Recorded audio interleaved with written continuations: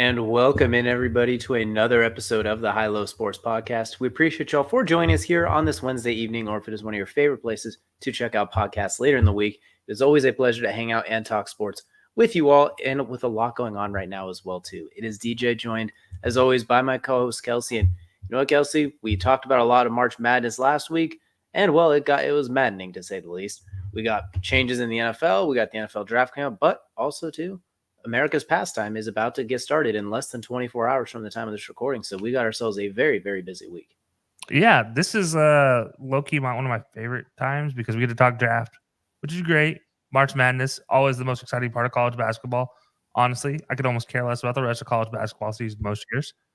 But as a diehard baseball guy, I know we don't talk about it a lot on the show. I am in love with opening week. It is what it is. I love it. It's entertaining. Amazing that this year it's happening on Easter weekend. That's shocking. So yeah, it's really cool though to have it back again. Obviously, most people are like, oh, but opening night was already happening in Korea. Yeah, that doesn't count. That didn't count. They went back to playing spring training baseball once they got back stateside, so it doesn't count. So yeah, I'm excited for this for baseball to start back up again. We're just gonna pretend that one didn't happen. That was just an exhibition on crack, basically. Now is when it actually gets going here in just in about 24 hours. That's when it really gets going. But we're gonna get into that. We're gonna make our full season predictions for that one too. We're gonna pick who's going to the playoffs, who's winning the division, and who's gonna hoist the World Series trophy at the end of it as well. We're gonna get into all of that here shortly. But first, that's gonna take us into the opening part of every show. That is, of course, the tip-off. The tip-off is brought to you by SeatGeek. Use code HighLowSports for $20 off your first set of tickets, whether it's for a concert, sporting events, maybe it's opening day. If you're going to try and pull some of those last minute, kudos to your wallet. But go ahead and go to SeatGeek and get yourself $20 off those first set of tickets. And we alluded to it earlier. The March Madness underway in full swing. All the brackets are absolutely toast. They did not make it very far, or at least mine didn't. I'm sure most people's didn't as well. But absolutely toast. We are now in the Sweet 16. And you know what, Kelcey? The same team hurt us both equally. So I'm going to let you take the lead on this one with the one that hurt us most. Then we'll get into some of the interesting surprises because this team single-handedly toasted all 37 of our combined brackets. Yeah, this team is my beloved, a team I watched over a decade ago put up 7.5 points and only lose the game by 7 points. I have to say that just because it's always an amazing situation. By the way, that was to LSU with Ben Simmons. That they lost to. I'm talking about the Auburn Tigers.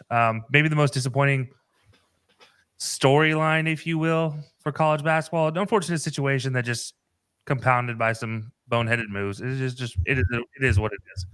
It's March Madness. That's why we play. That's why it's done. That's why we call it madness. It's so anger filled and so much drama can happen. You see it every year.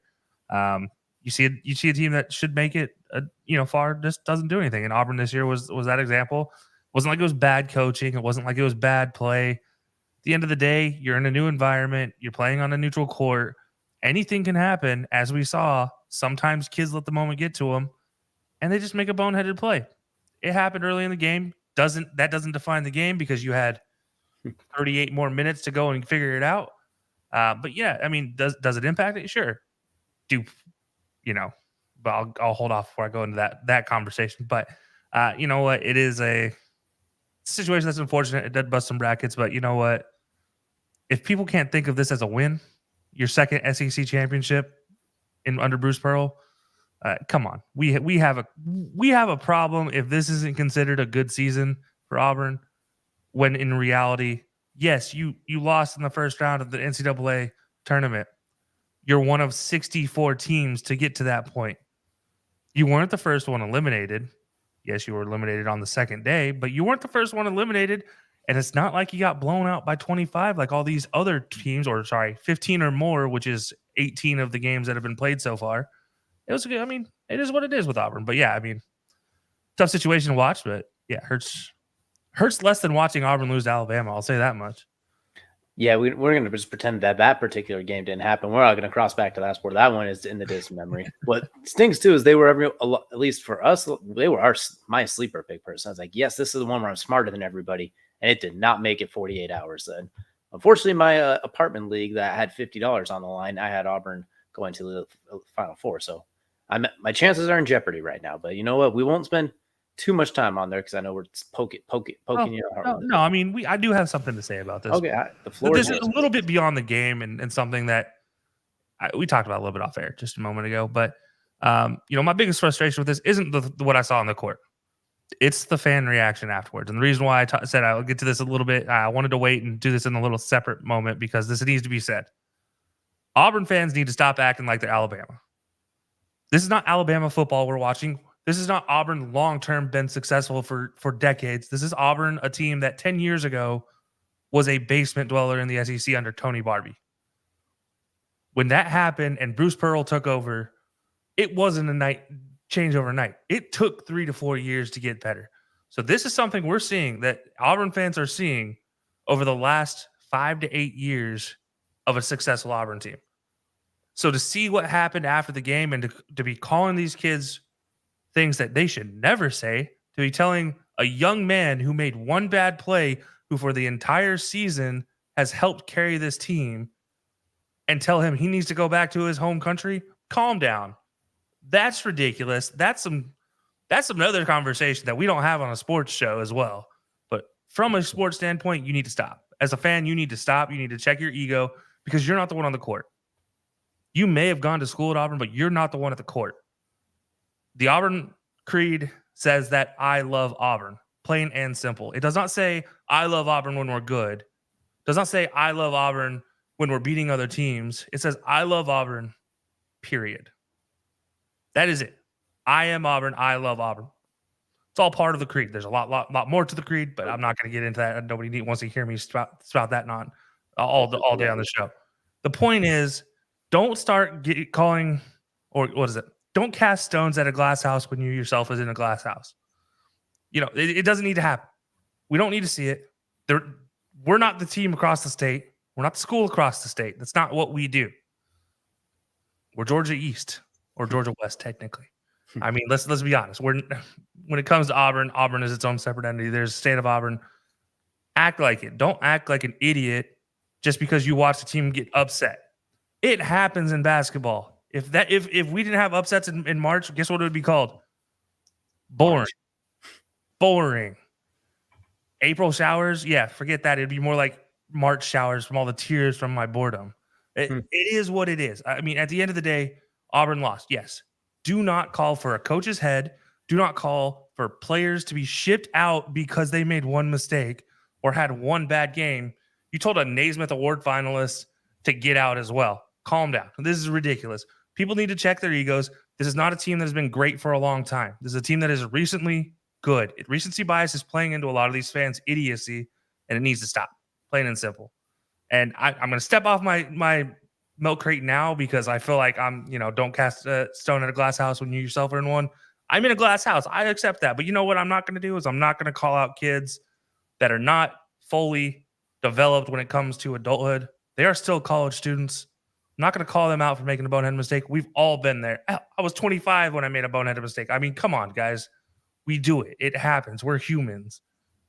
Part of it all is just forgiving it and just letting it go and moving on and learning from it. And allowing a kid to do that is the goal here. So, yeah, I just had to say it because it needs to be said. Despite all the other upsets we've seen, and one of them we're going to talk about in a second, this one, to me, was the most ridiculous because of the way the fans reacted, and it needs to stop. Yes, I'm talking Auburn because I love Auburn, but this is beyond just Auburn. This is a grand scheme thing, mostly into college sports, and something I'll touch on much later in the episode. But as of right now, I'll just say this. Auburn fans, you need to calm down. Get out of here. No.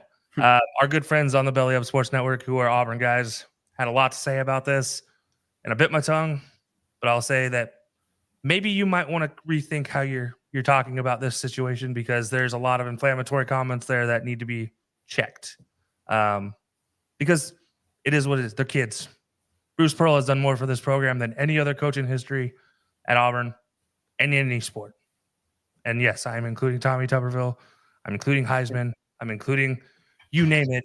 We need to just relax. It'll be okay. 2024, 2025 is not very far away.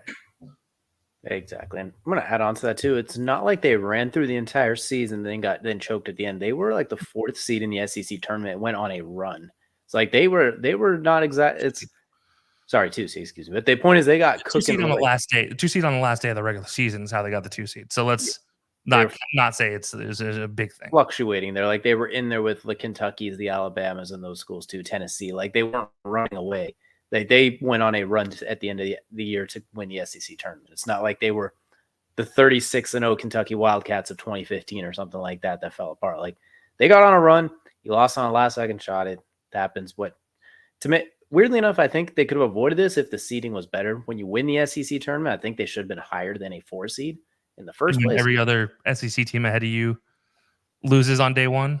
And then you have Tennessee as a 2 seed, Alabama as a fellow 4 seed, Kentucky as a 3 seed. I think you could have made a case. Auburn should have been a 3 seed, which they were a 3 seed instead. Let's say them and Kentucky swap. They would be facing who was our other big major upset of this opening week, a very jaggedy and rockety transition. But we're going to roll with it.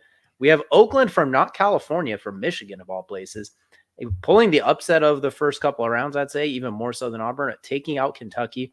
I think they were like 16.5-point dogs to start with. Not only did they cover that, they won in overtime.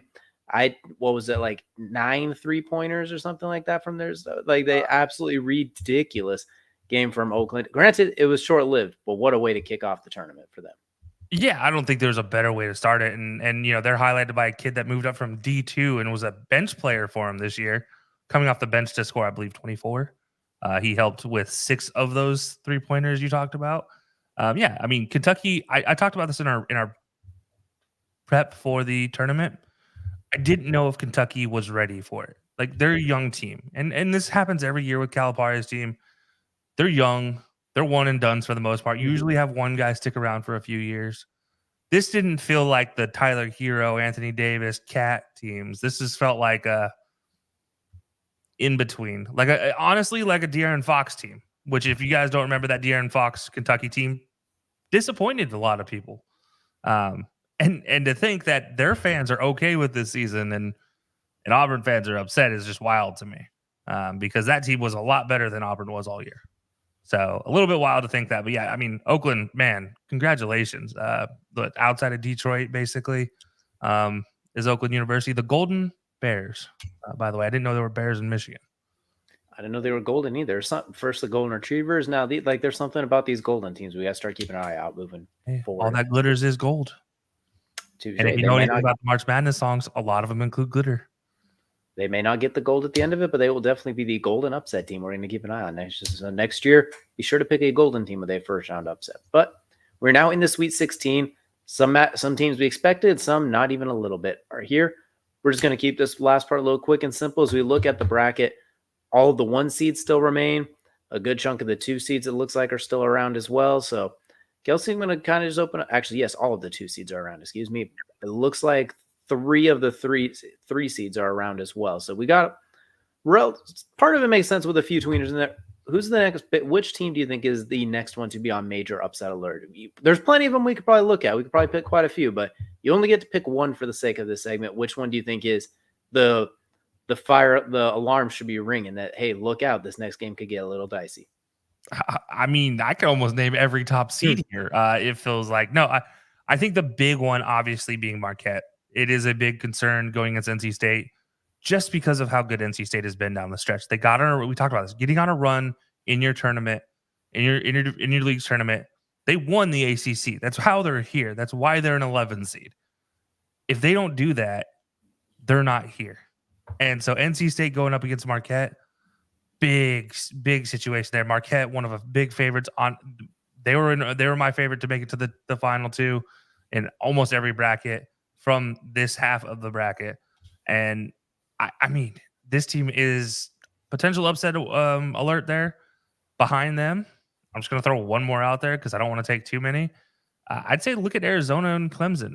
And I'm taking the 2 low seeds here in this situation, the 11 and the 6. But Clemson, again, another team in the ACC tournament, got on a little bit of a run there. Obviously didn't win. They came up against NC State. But they're a team that I thought was going to get upset in the first round. I thought they would be upset in the second round. Well, I was wrong in both cases, which is kind of the theme here. And here they are playing well. I mean, playing really good. Going up against an Arizona team, while they had a great first round, their second round, at times, got a little questionable. We'll see which one comes out on top of that. But yeah, I mean, so for me, I'm looking at Arizona as the upset, but really Marquette as the hold on to your pants. I would agree there too. In the same vein, I'm gonna go and look at. It's not much of an upset 'cause it's a 2 versus a 3, but Creighton and Tennessee is one. Tennessee should have their eyes wide open and be checking over both shoulders. Creighton is very, very good defensively. They cause havoc in the paint and they can shoot too. Sometimes they can get a little cold here and there, but that's where defensively they can make up for it. Tennessee's they feel very high octane. They like to get going offensively, not to the level of Alabama. This is absolutely no defense, but Tennessee is run through their offense. And I think if Creighton can disrupt them, Creighton can make things a little dicey for them too, especially the kid who I always forget his name. He's their center. He was the defensive player of the year in the conference. His name eludes me, but he is an absolute monster in the middle as well. He controls the paint very well if he stays out of foul trouble and offensively and defensively. And then the other upset I'm going to take a look at, there's no reason to look at it, but I'm looking at UConn and San Diego State. UConn is what feels like the prohibitive favorite. San Diego State's look pretty good. I mean, they did beat Yale. They did survive UAB. Weirdly enough, too, this one's going to have absolutely nothing to do with that, though. I'm going to say it's because I have seen people who shall not be named say that UConn could make the NBA play-in tournament right now, which is the biggest load-up buffoonery I've ever seen. And that's not even a shot at UConn. There is a reason there. College basketball, NBA, there are levels to it. We're just leaving that at that. It's the same thing when people said Alabama could beat the worst team in the NFL. No, they couldn't. They could not. Just like UConn's not beating the Detroit Pistons. That is a 30-point spread that I'm taking. Well, 20-point spread I'm taking. Maybe 30, actually. We'll see what the numbers are. But my point is the Creighton center you were looking for was Kalkbrenner. Culver. Thank you. I always forget about the call. I always want to call him Branker for some reason, not because the B sticks out. But anyway, there's 2 K's in this name, and it's yeah. I thought my last name was tough. Yeah, he's exactly though. But I'm gonna say UConn might be on upset alert because they're the favorites to go back to back. It feels like it. Everyone's head and shoulders. This feels like the time when that team ends up losing as well. So we're gonna say San Diego State. Maybe if you have a few extra dollars, give it a shot. What do you got to lose at that point as well? Like, not saying bet the mortgage, not saying bet the house, not saying bet actual money, but if you have a bonus bet or something, why not? Hey, I have 55 cents that is still sitting there, and we know my success on 55-cent bets here. Yeah, no, but bets for what it's worth, bet wise during this weekend. Don't go crazy. If you do have a problem, call 1-800-GAMBLER, please. Bet responsibly. Don't be afraid. Don't bet what you're afraid to lose. Exactly. But yeah, no, I mean, I think that you're absolutely right. I'm surprised neither of us caught. I don't know if you feel like this is an upset. I don't really feel like it's an upset potentially, but it is one that people are calling an upset. Gonzaga over Purdue. So I picked Purdue to lose last round, and they won by like 40 and killed I even picked the 20-point spread for Utah State to cover, and they couldn't give me that. So I'm just not touching that one right now. And I picked Kansas to win that one. I had a great first day with the bets. The second day or the second round, not quite as much because of Kansas losing to Gonzaga badly too. And then Purdue beating Utah State badly. So I'm not touching that one. If I had to make a pick, I would probably favor Purdue, but I agree with you. I think it's a lot. This Gonzaga team's not as good as those other ones that everyone was picking to win the Natties, but it's still a good team. Me and Subi talked about it on Jared's show. We talked about it in our preview as well too. This might be year they almost make a run for it because they're not expected to. They don't have the blue trippers like Jalen Suggs, Chet Holmgren, et cetera, et cetera. But they got a very well-rounded group of kids that know how to play basketball, which comes in handy this time of year. This feels like an OG Mark Few team. Exactly. This feels like the Kelly Olynyk level Gonzaga teams, not the Jalen Suggs like you just said. This feels like the ones that actually made a real run and made a real impact in the tournament. And early years before they became a household name, when they were still on the come up as well. So just the Western Athletic Conference champions. Exactly. So I wouldn't be surprised, but I would be surprised, I guess, if that makes sense too. Like you'd be like, oh, they did it. But at the same time, when I look at it, them and Duke were the 2 lower seeds I look at, like, I would not be too surprised if they pulled their upsets. But like we said, we can go in and we can go. I'll throw Bama in that conversation as well, just because their offense is stupid. That's true. They can cook with just about anybody. But if they start missing, they're toast at the same time. Yeah. They did hit the over for me, so I appreciate them for that. Bet over in that Alabama UNC game, whatever it is, don't care. Bet over. Already did. And I bet over on all 3 of their matchups so far, and it's worked out. But we're in step off the hardwood now because we have a lot. We can go over March Madness nonstop. We already did a little bit of that last week, and we'll have more to recap later. But we got to start with something else that happened this week, and we're going to head to the gridiron. And the rules are changing so far. We have a couple of new rules.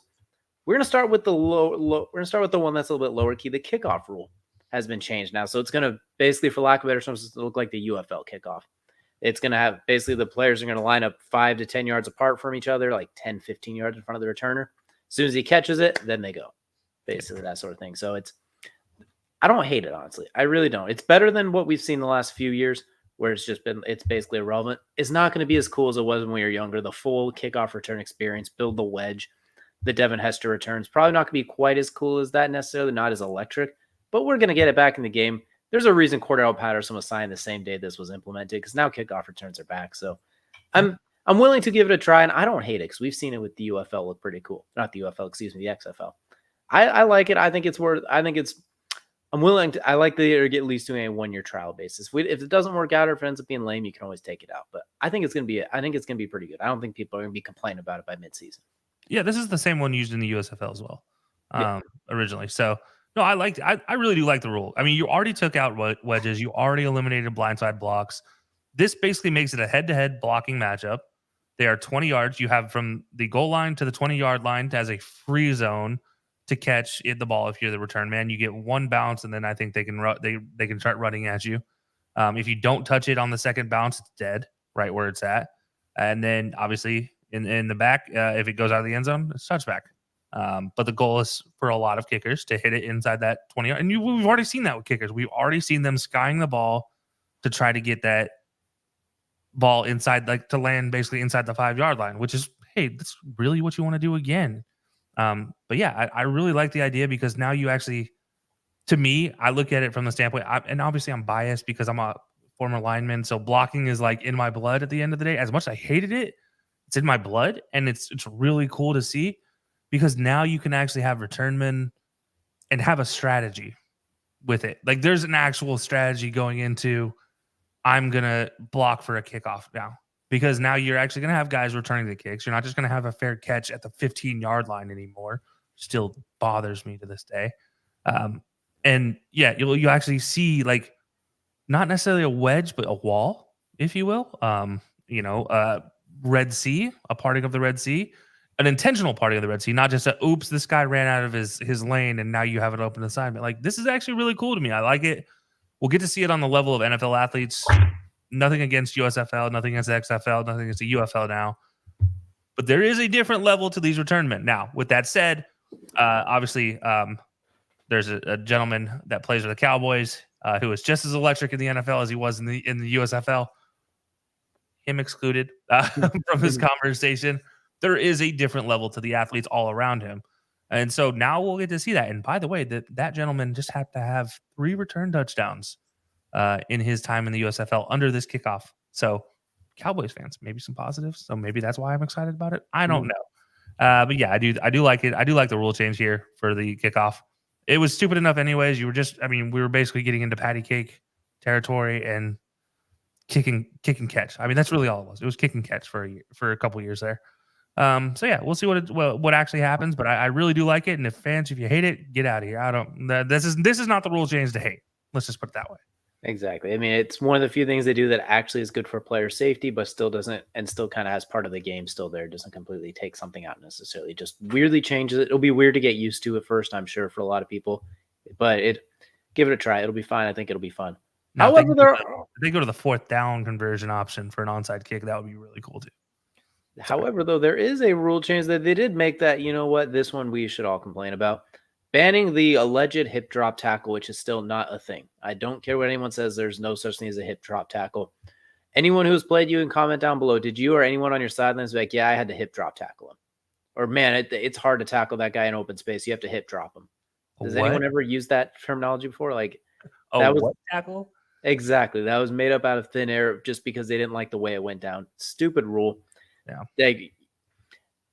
It makes the game more subjective with officiating calls, which is one thing we've talked about. That's the best way to fix officiating is minimize subjectivity as much as you can. What this does is it adds another layer to it. It's What constitutes a hit? Is it a hip drop? Is it a gator roll? What is it when it's going full speed? What are you supposed to do when that, you know what offenses are going to do now? 1, 2, 3, tight into the flat so he could turn up field, because what DB is going to want to tackle goddamn Brock Bowers or Travis Kelcey or Sam Laporta when you're next to him? You can't tackle him from the side. You grab and you squeeze. That's all you can really do, because you can't bring him down. Derrick Henry just got 6 years added to his career, because now no 5'8" corner not named Kenny Moore is going to be able to deal with that in space, because you can't hit him low anymore. This one bugs me, because it's like, how do you constitute what it? I get it. You want player safety, ankle injuries. Well, you say that, but then you want to play 2 games on Christmas on Wednesday. So like you're playing a game every day of the week that week except Tuesday. So you can't say player safety and have them play 48 hours apart. Like I digress. I won't get into too long of a rant. This is not DJ's rant session, although it's already started that way. Oh, don't worry. It's a rant session right now. Good. We're on the same page then. I know. What do you constitute a gator roll tackle like Ray Lewis used to do compared to this? Like, what if they slip? People like it's just dumb, because it's not really a thing. It's just like, oh wow, Mark Andrews' ankle died on a Thursday night game. That was awful. We all hated that, but that doesn't mean it's a thing. Yeah. Like Tony Pollard, I think 2 years ago when he had his ankle injury, that is unfortunate. It happens. Like, these are the most athletic 1% people in the world having car crashes on a daily basis after 20 years of professional weightlifting programs and gainer shakes while running 40-yard dashes in like 4 seconds. It's going to happen. It's just, I hate this rule. I hate it so much. The one thing they could do, and I think it was Bobby Wagner who commented on this.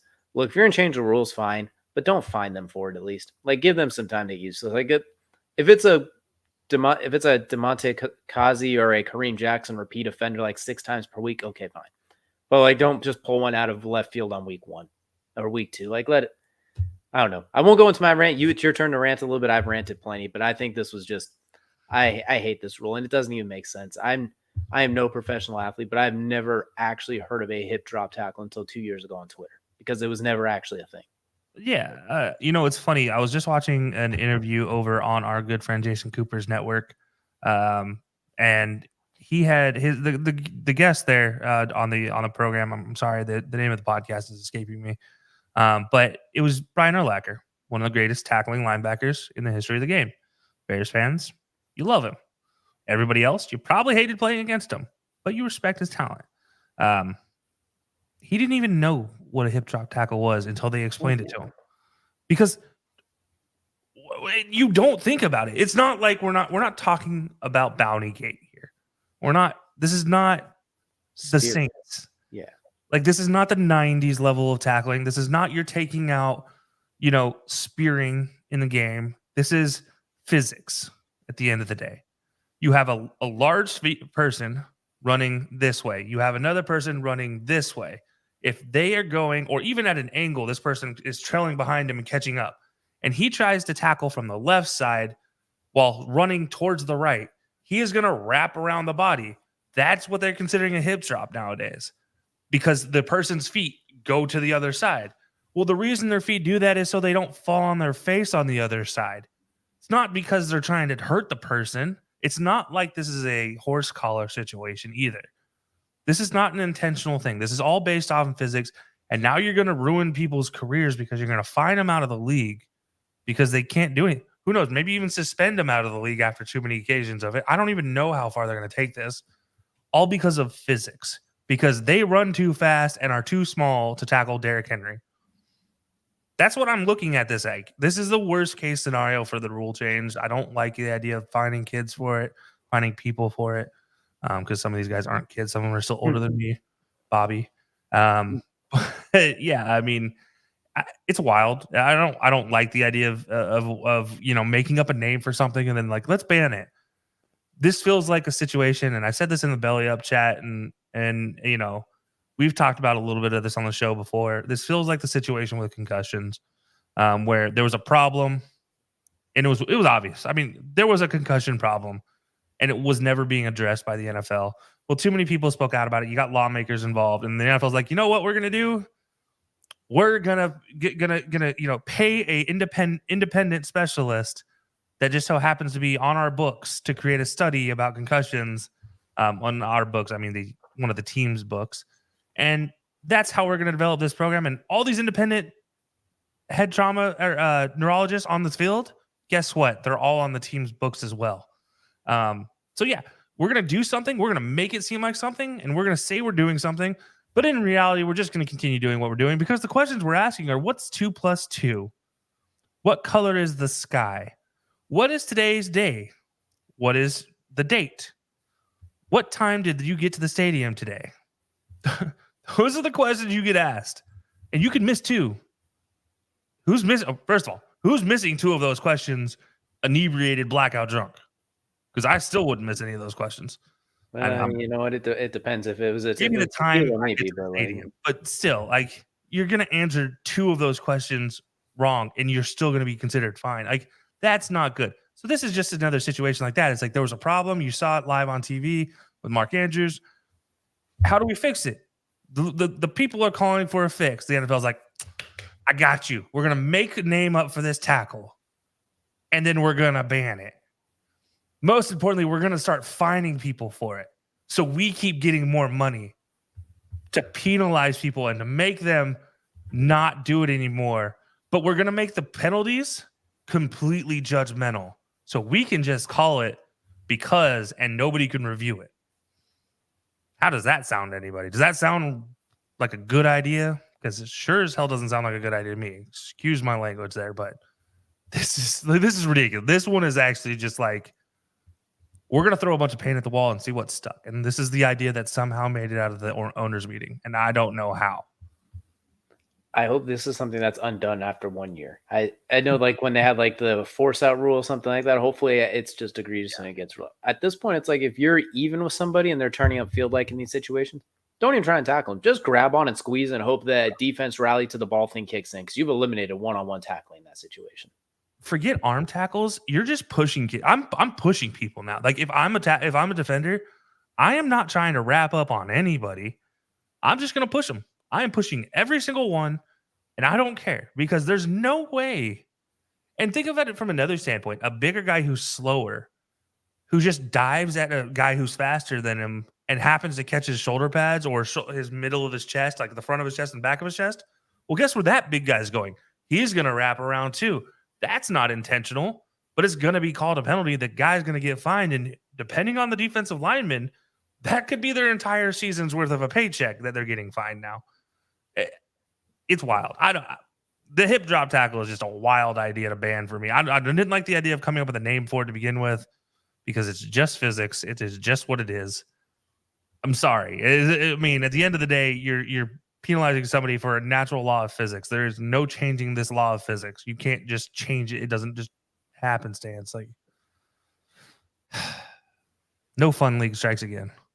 Unless you're just hoping that every situation turns into a gator roll, but even then, that's not from those angles. It's not really that often possible. If you want to ban the gator roll, like if you're going to ban a tackle, ban the death roll after they land on the ground, or ban the gator roll in like Ray Lewis used to do. Like ban one of those two if you're going to ban a tackle. Those are easily preventable, just like you did with the suplex. Like you can't suplex people anymore. So yeah, I mean, okay, ban that. Don't ban something that's just physics. It's like football's an inherently a violent game.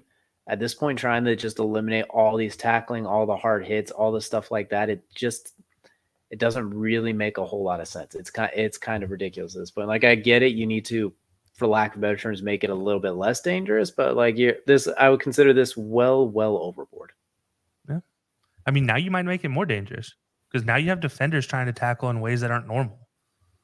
That's true. And your body, when you try to do something abnormal, is more likely to do something move out of place that's not supposed to be moving that way. That's, I mean, no, that's a problem. Yeah, absolutely. Like I just we could go on and on. We can make the entire show about this, but we're not going to, but we definitely could. Like I feel like we could definitely keep going on about this one. Like this one's just absolutely ridiculous. I don't understand. Like I'm trying to think of like a comparison, like a cross-sport comparison, but I really can't even think of one that is quite that ridiculous, honestly. It's trying to make tackling. They're trying to make football the least physical tackling possible, which is like saying I am going to light the coldest fire of all time. It makes absolutely no sense. I can't even think of something that makes sense to describe this. So Look, guys, I made an ice fire with fire. Like, what? How did you do that? You're not the Night King with Viserion. You can't pull that ish. So no, like this is why I don't get what they're trying to do here. So You don't have liquid nitrogen. You can't do this. and if you do, we have a whole nother set of questions. And but that's either way. Anyone who's listening, go ahead and comment. Let us know in one of the comments below if you think maybe we're overreacting this rule. Do you agree? What are your thoughts on this rule? Because we clearly, as you could tell, aren't the biggest fans of it. But we're not going to spend too much time on it. We already went well overboard what we were planning with this one. So that's going to now take us into Kelcey's second favorite part of every show. And that is, of course, the main event. And for the main event, we've been on the gridiron. We've been on the hardwood. Now we're heading to a girl's best friend, the baseball diamond. Right now, we got ourselves some MLB predictions coming up. We're not going to go through it week by week like we did with the NFL ones. Well, just because there's a lot too many games for that one. What we're going to do is we look through it. We're going to give who's winning their divisions, who's getting to the wild card.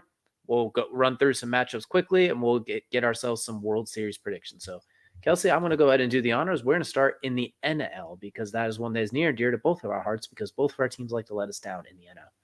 I'm going to go from top to bottom. So, NL East, I have the Braves taking that division because they are the Braves and they have the best lineup in baseball. Not a whole lot to describe there. I'm going to cruise through that one. Number 2, I go into the – and by the way, that's number 1, and they will be the number 1 seed out of the NL. Just make sure I got that part clear. The number 2 seed is going to come out of the NL West, and I'm going to give it to the Diamondbacks. Snakes alive will continue here. I think they're going to build on that World Series run. You got Corbin Carroll, and you got a lot of very young studs coming off of a outstanding season.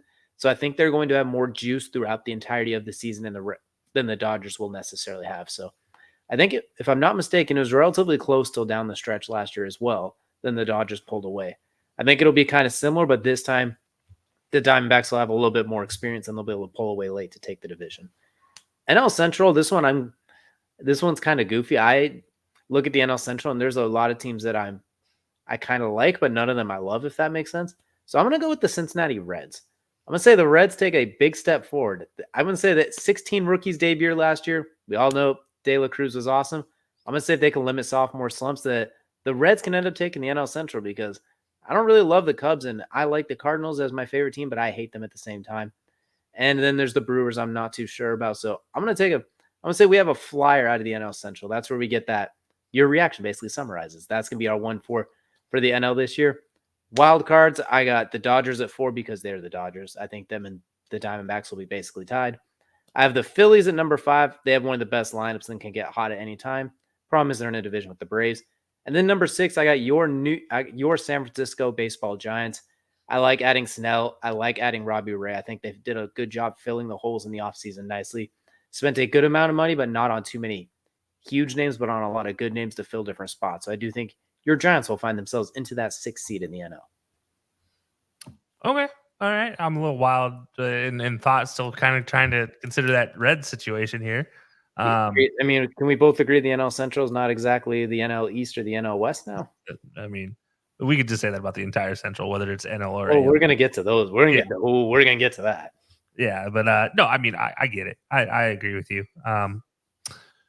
I think there's one team that stands out in the Central, and I'll get to that in a second. But that's I mean, I like your list. I think that's acceptable.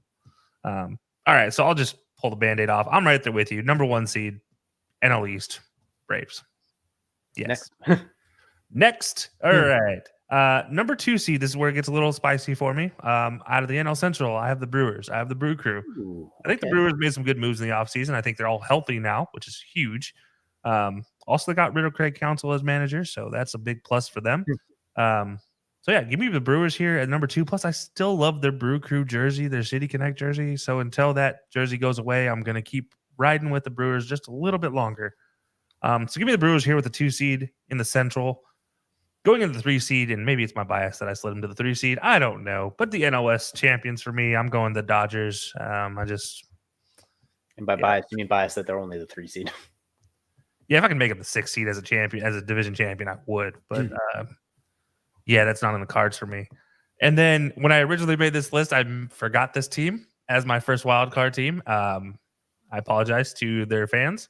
I don't know how I forgot you because I have half of your team on most of my fantasy leagues. That is the Philadelphia Phillies as my number 1 wild card.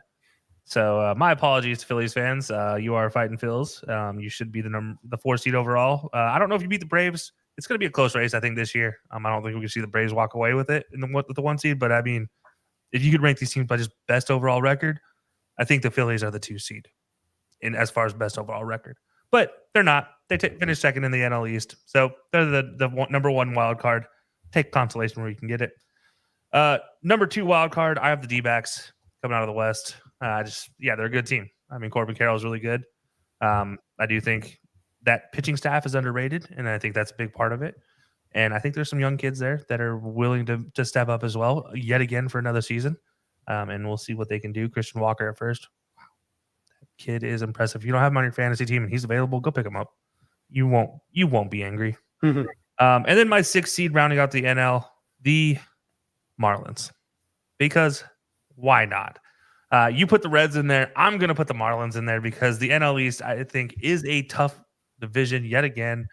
And I think the Marlins are the underrated part of this team. And I think Jazz Chisholm, after being injured a lot last year, comes back with a fire this year. And then we see John Birdie, who is the all-around, can play any position in the field, utility guy, have a resurgent year again. I think he's 36 now. Dude is still fast as lightning. So, yeah, I think the Marlins here round out the NL here at the 6th seed. So just to recap, NL East champion Braves at the 1 seed, NL Central Brewers at the 2 seed, NL West Dodgers at the 3 seed, number 1 wild card, the Phillies, number 2, the Diamondbacks in the wild card, and number 3 in the wild card, the Marlins. This is a Jazz Chisholm Stan account podcast, so there will be no arguments here on that. As we definitely, I'm surprised you didn't get your baseball, San Francisco baseball Giants in there. I thought you might find a way to squeeze them in there. While I am pessimistic as a football fan, I am equally pessimistic as a baseball fan. I am also understanding of where the Giants are right now. It is not the most explosive offensive lineup. Period. I don't think anybody wants to call that an explosive lineup. I'm going to ask you a lot of questions. Define explosive. Yeah, I will say they got the guy out of Japan this year coming in and playing center field. I'm not sold. I don't really know what to expect from him. And my choice might change come the end of May. If he's off to a hot start, the Giants might have a completely different conversation here. But yeah, it's still the Mikey Stremsky team until further notice.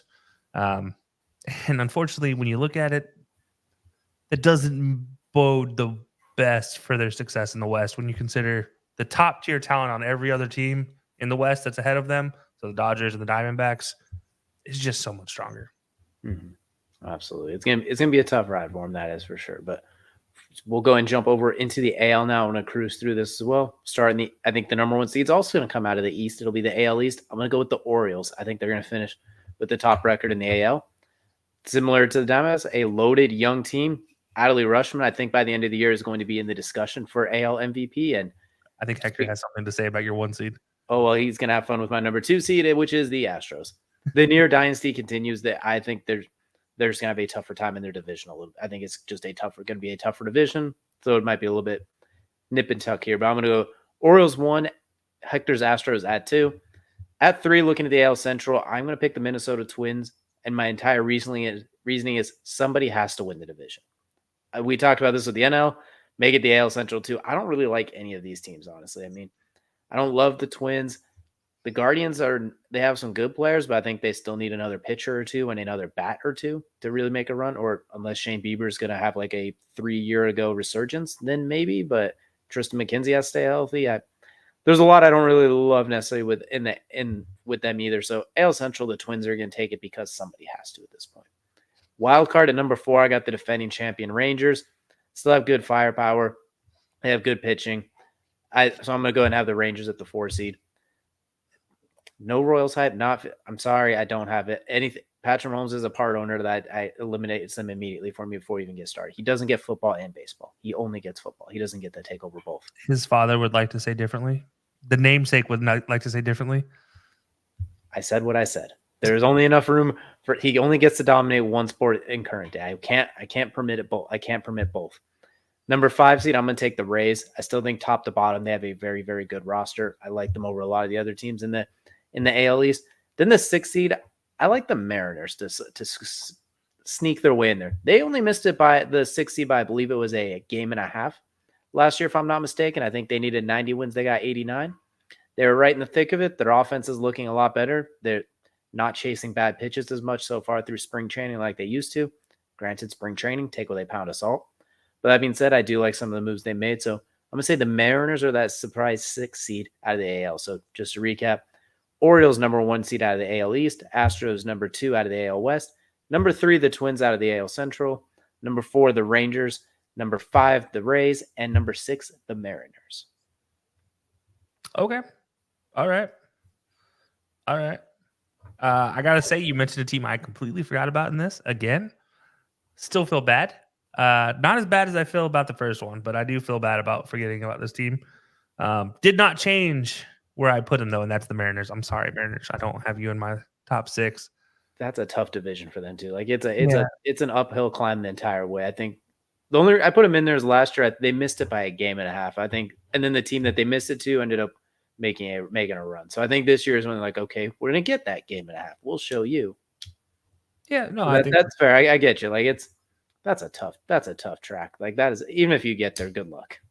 Yeah, and there's nothing wrong with that. To me, I look at 8 teams in the AL that have a great chance of making the playoffs.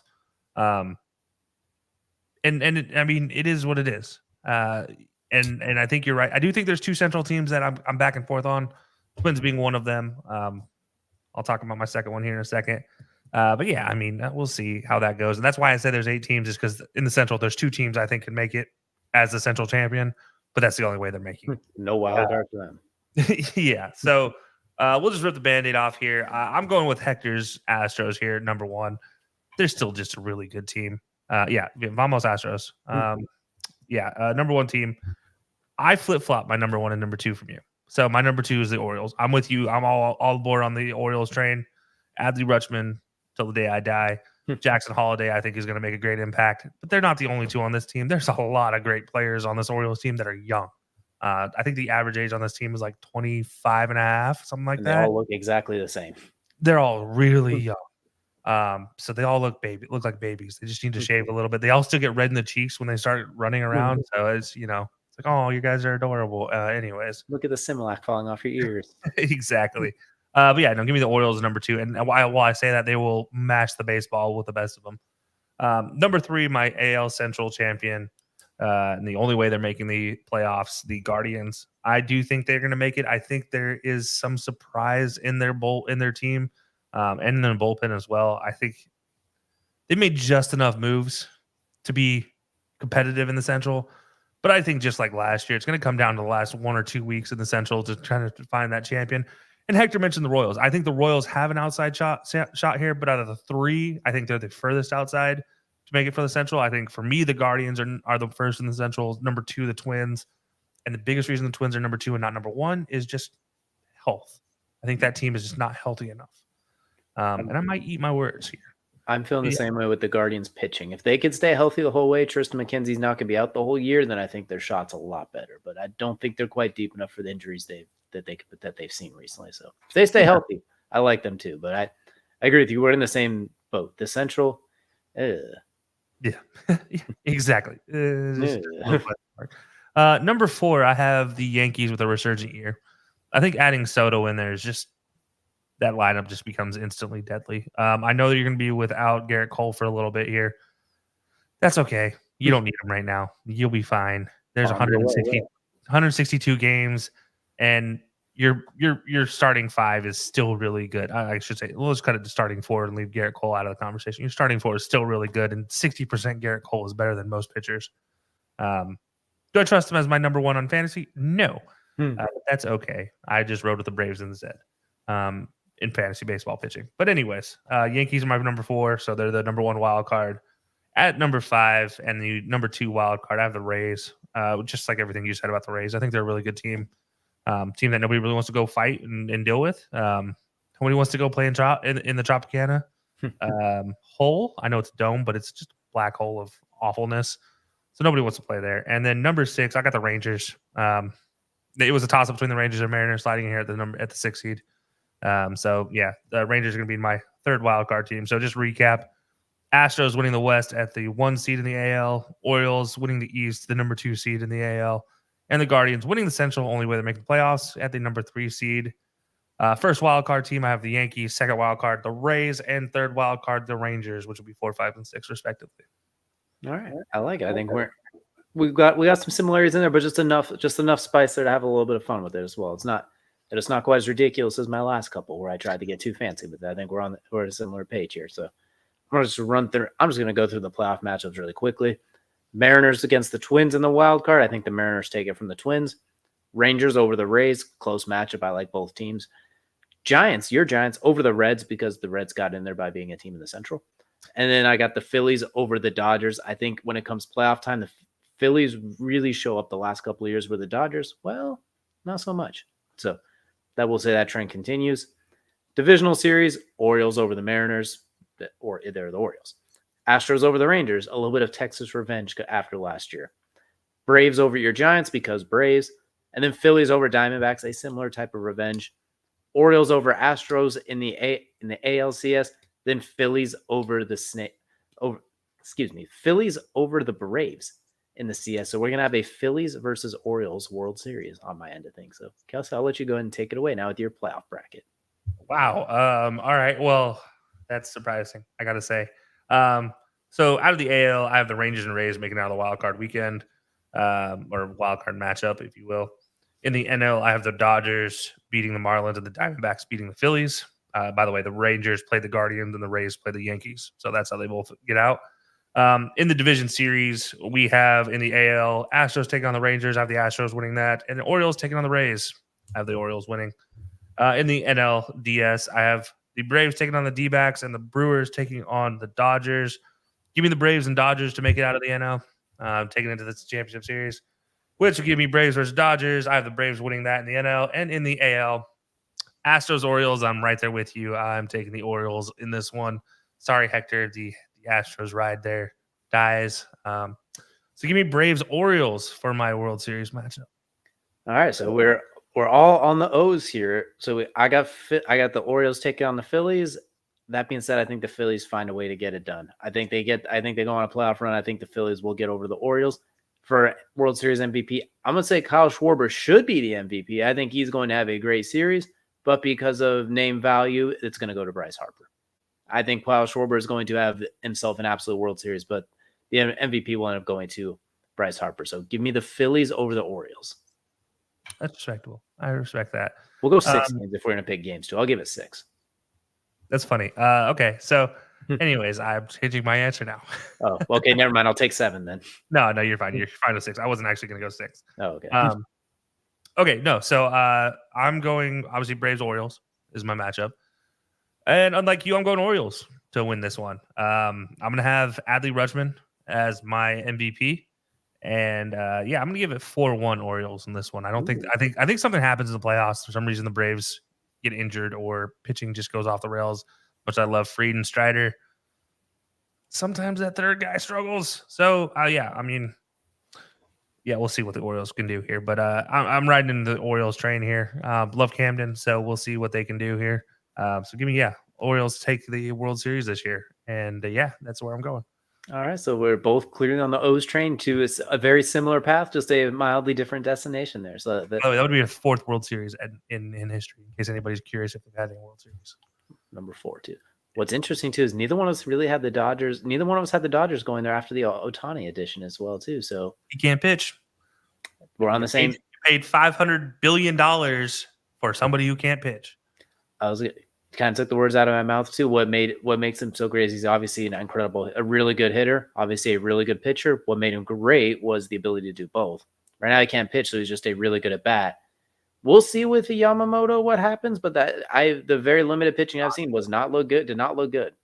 It's very Daisuke Matsuzaka-esque.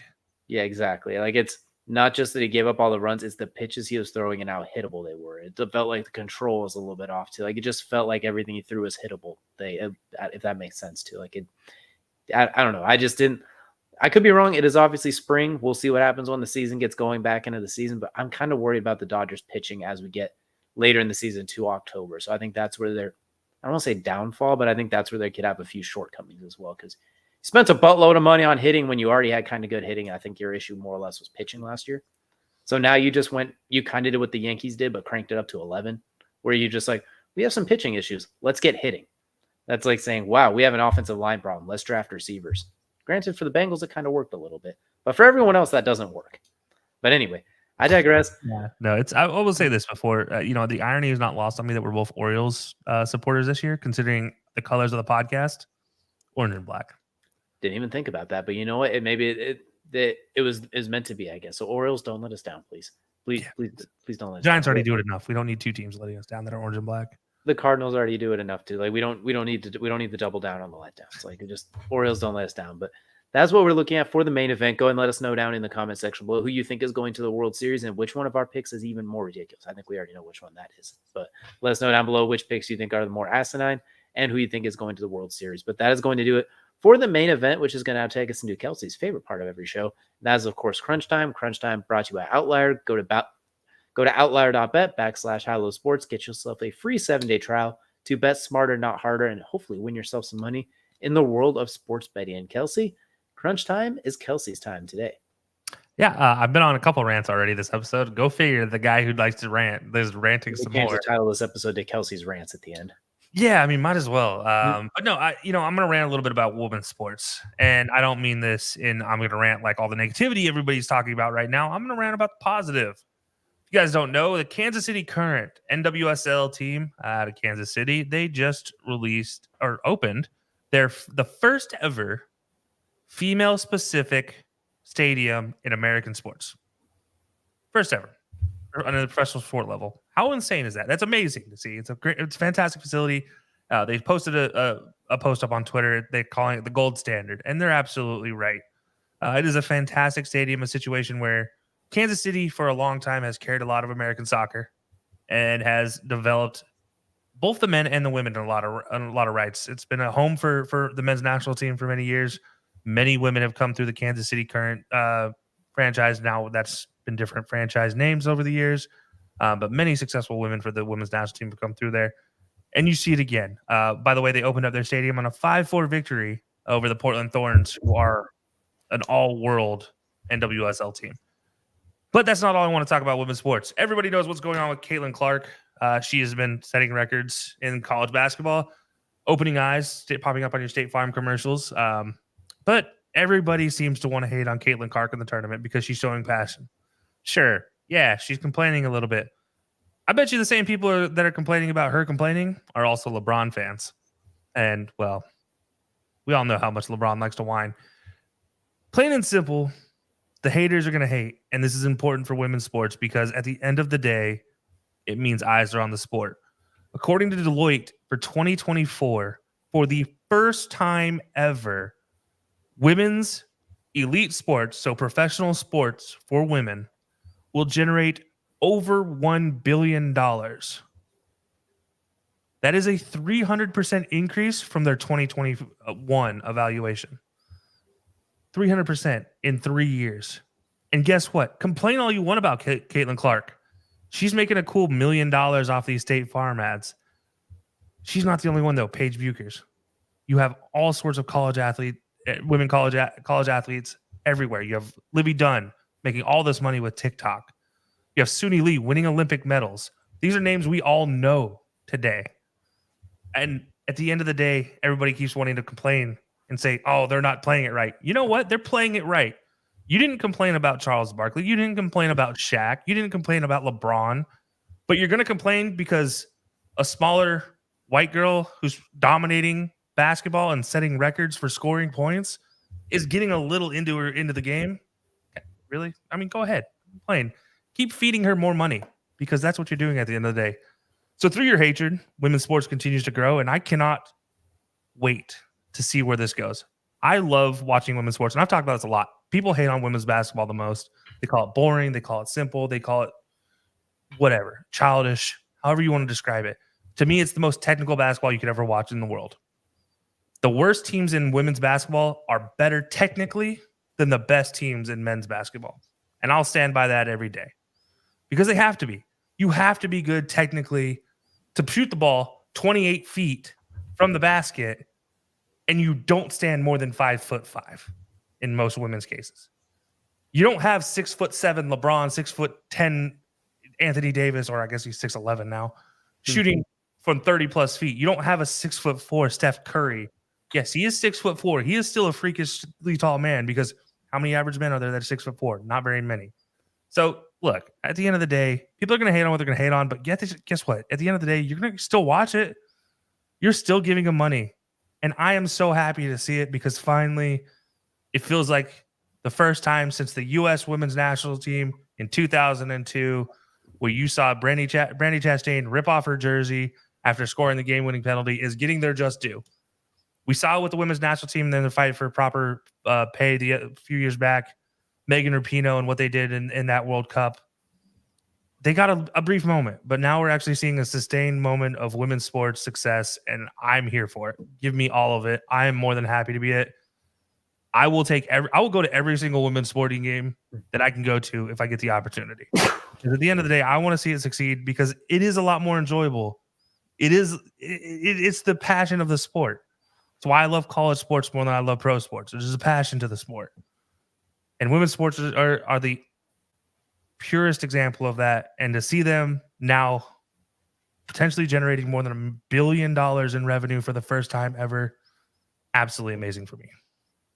It's weird is the ones that complain about her saying F-bombs a few times too, probably the same people that say hashtag mama mentality too. And Kobe wasn't exactly best friends with everybody on the court either too. I mean, he called Dwight Howard a soft you-know-what to his face after being his teammate. He had the most gangster moment of all time with Matt Barnes pretending to throw the ball at his face after some of the things they said back and forth. Like, let's reel it in. It's like, let's reel it in a little bit. Let's not forget where he walked into the locker room and told